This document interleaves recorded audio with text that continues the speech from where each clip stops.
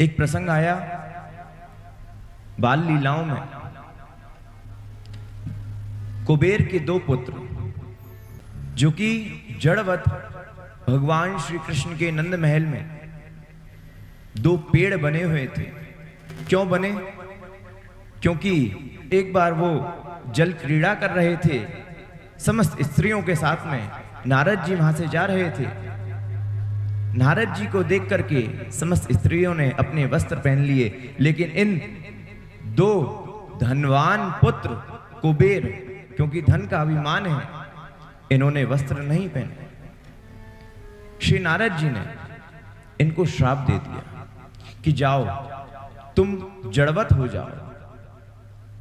दोनों ने कहा कि हमें क्षमा कर दीजिए, हमारा उद्धार कैसे होगा?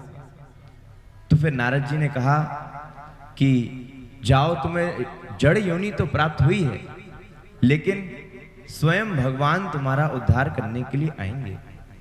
तो वही कुबेर के दोनों पुत्र नंद महल में दो वृक्ष बनकर के, दामोदर लीला में इसका वर्णन आता है। यशोदा मैया ने लाला को उखलते बांध दियो। ये सबने आपने कथा सुनी। उखलते जब बांधो तब लाला अपने छोटे छोटे पामन थे वह आंगन में खेल रहे। खेलते खेलते उन दोनों पेड़ों के बीच में जाने लगे। जैसे ही जाने लगे तो वो उखल उन दोनों पेड़ों में अटक गया। जब अटका तो भगवान ने एक झटका मारा और दोनों पेड़ों का उद्धार होकर के दो दिव्य पुरुष वहां प्रकट हुए और उन्होंने बड़ी सुंदर स्तुति करी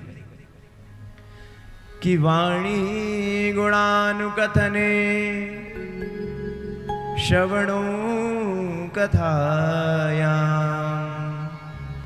हस्तौ च कर्म सुमनस्तव पादयोर्न स्मृत्यां शिरस्तनिवास जगत् प्रणामे दृष्टिं सतां दर्शनेस्तु भवत्तनुना। हमने ऐसा दुस्साहस किया कि नारद जी के सामने वस्त्र नहीं पहने तो हमको ये जड़ योनि प्राप्त हुई। आपने हमारा उद्धार किया है तो हम आपको प्रणाम करते हैं। कहते हैं कि वाणी गुणानुकथने, हमारी वाणी आपका गुणानुवाद करती रहे। श्रवणु कथाया, हमारे कान आपकी कथाओं को सुनते रहे। हस्तौ च कर्म सुमनस्तव पादयोर्न, हमारे हाथ आपकी सेवा में नित्य लगे रहे।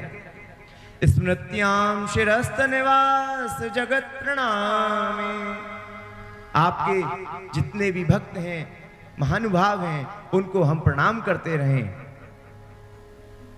दृष्टिम सताम दर्शनेस्तु भवक्तनूना, और हमारी ये आंखें भवक्तनूनाम वैष्णवानाम यानी कि विमलात्माओं के दर्शन करते रहें। यही हमको सीखना है आज विश्राम के दिवस पर कि हम सभी ने 7 दिन कथा तो सुनी है, लेकिन हमारी स्थिति भी ऐसी हो जाए कि हमारी आंखें केवल और केवल भगवान का दर्शन करें, हमारे कान संसारिक चर्चाओं को ना सुने, भगवान की कथाओं को सुने। यही हमको सीखना है।